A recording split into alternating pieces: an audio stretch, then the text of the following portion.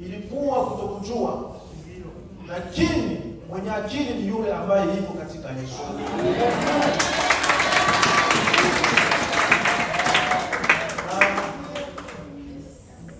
Wakati niliposema mimi nitakufuata Yesu,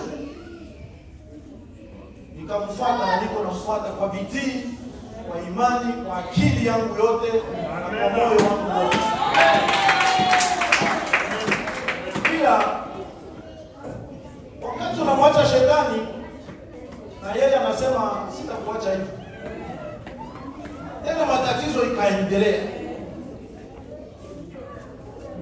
mapambano tena yakaanza, mpaka wakati nikaona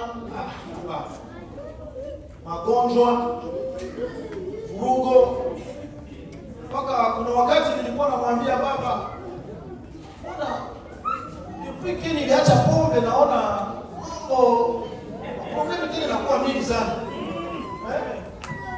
Tete nilikuwa bien hapa, lakini baba aliniambia tuliza, Mungu yuko ndani yako, unashinda. Vita vya imani ndugu zangu ni vita kali.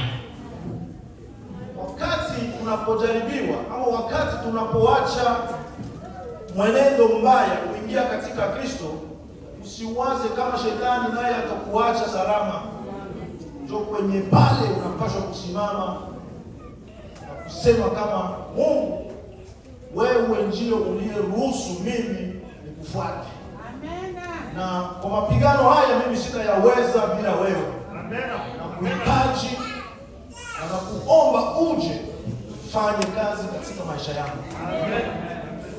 Mimi nimemshukuru Mungu sana na nina mengi ya kusema, ila nasema asante sana kwa Mwenyezi Mungu mwenye ananipatia nguvu na ananiendesha katika njia yake. Sitarudia nyuma tena. Kutembea kazi yake. Asante kwa utukufu wa Bwana.